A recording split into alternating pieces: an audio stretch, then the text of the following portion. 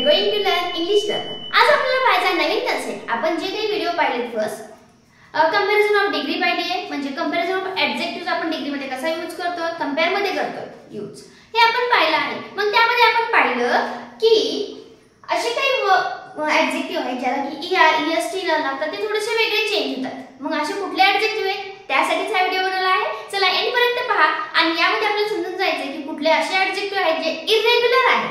Okay, चला पाहूया irregular objective. First असणार आहे पॉझिटिव्ह मध्ये घेऊया, पॉझिटिव्ह डिग्री. मग त्याचा कंपॅरेटिव्ह फॉर्म काय येणार आहे ते घेऊया. and next and last superlative.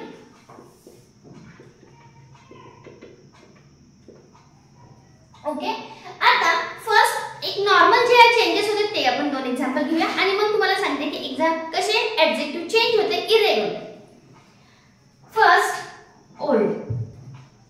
ओल्डचा comparative करायचं असेल काय लावायचं, er लावायचं, त्याला er सफिक्स लावायचं, नॉट प्रिफिक्स. मग सफिक्स म्हणजे काय, शेवटला लावायचं. म्हणजे पहा ओल्डर याला म्हणायचं सफिक्स. ओके, मग इथे काय करायचं, est लावायचं, ओल्डेस्ट सफिक्स, हे झालं सुपरलेटिव्ह. हे झालं नॉर्मल रेग्युलर. आता इरेग्युलर पाहिजे आज आपल्याला, मग काय करायचं चला पाहूया. पॉझिटिव्ह मध्ये तर सर्वसामान्य ऑर्डिनरी फॉर्म असतं, सर्वसामान्य फॉर्म असतं, काही चेंजेस होत नाही, जसं आहे तसं ऍडजेक्टिव्ह येतं. चला फर्स्ट घेऊया beautiful.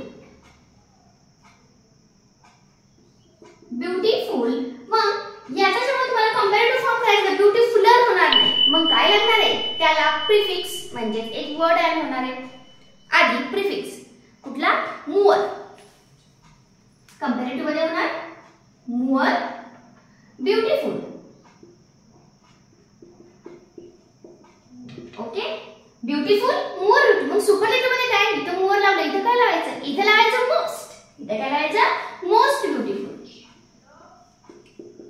Most beautiful. Okay, next अशी काही आहे. नेक्स्ट घेऊया ऑनेस्ट. लिहायचं आपल्याला हॉनेस्ट, म्हणायचं ऑनेस्ट. ओके, मग याला पण काय लागणार आहे, मुअर ऑनेस्ट आणि इथे लागणार आहे मोस्ट ऑनेस्ट. ओके, अशी काही आहे, तेच आपल्याला लास्ट पाहिजे. ऑनेस्ट, मुअर लागलं, त्याला मोस्ट लागलं.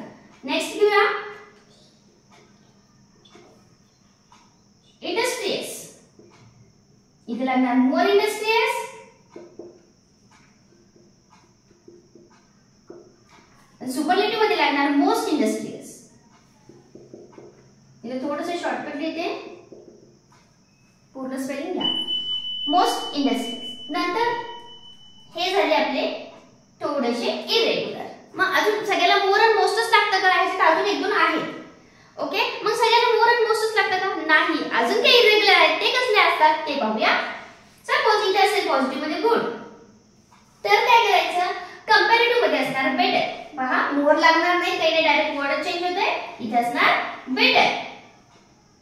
मग सुपरलेटिव्ह मध्ये काय होणार, बेटरेस्ट, नाही, इथे बेटर झालं, इथे होणार बेस्ट, इथे काय होणार बेस्ट. परत वेल, याचं पण सेमच आहे, बेटर बेस्ट. म्हणजे दोन्हीकडे मोर लागत नाही, मोस्ट लागत नाही, er लागत नाही, येस्ट लागत नाही, डायरेक्ट वर्डच चेंज होतात. असे सुद्धा काही आहे. तर याचा स्क्रीनशॉट घ्या. अजून काही आहे ते पण आपल्याला पाहिजे. ह्याचा स्क्रीनशॉट घ्या म्हणजे तुम्हाला समजून येईल हे रेग्युलर कसे होते आणि हे इरेग्युलर कसे, रेग्युलर आणि इरेग्युलर कसे. अजून काही आपल्याला पाहिजे ते पण पाहूया. त्याचे फॉर्म पॉझिटिव्ह आणि कंपॅरेटिव्ह पूर्ण बदलतात, असे आहेत ते. सपोज बॅड किंवा ई, दोन्ही एकच असते कारण दोघांचं एकच येते. बॅड लीडर, याचा येणार आहे कंपॅरेटिव्ह मध्ये वर्स्ट, वर्स्ट आणि हे ना वर्स्ट. पहा वर्ड चेंज झालेले दिसत आहेत तुम्हाला, मोर लागत नाही, मोस्ट लागत नाही, er लागत नाही, येस्ट लागत नाही, ह्याला म्हणायचं इरेग्युलर ऍडजेक्टिव्ह. परत लिटिल होणार कंपॅरेटिव्ह मध्ये लेस, याच्यात होणार लिस्ट. परत मच, मच किंवा मेनी घ्या,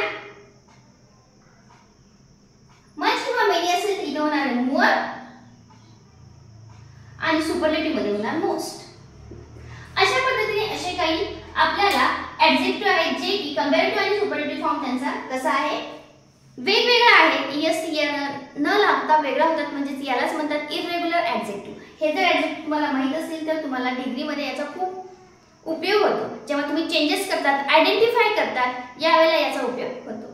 चला अशीच आपण प्रॅक्टिस करूया आणि त्यावर परफेक्ट बनवूया. ओके, काही डाऊट असेल कमेंटमध्ये नक्की सांगत चला. अजून काही तुम्हाला माहित असेल ते सुद्धा आम्हाला कमेंट करत चला, म्हणजे आम्हालाही समजून जाईल. काही नवीन क्वेश्चन असतील जे तुम्हाला सॉल्व्ह होत नसेल ते सुद्धा टाकत चला, आपण त्यालाही सॉल्व्ह करत चलूया, आन्सर काढत चलूया. ओके, चला लाईक करून घ्या आणि शेअर आणि सबस्क्राईब करायला मात्र विसरू नका. Okay, thank you.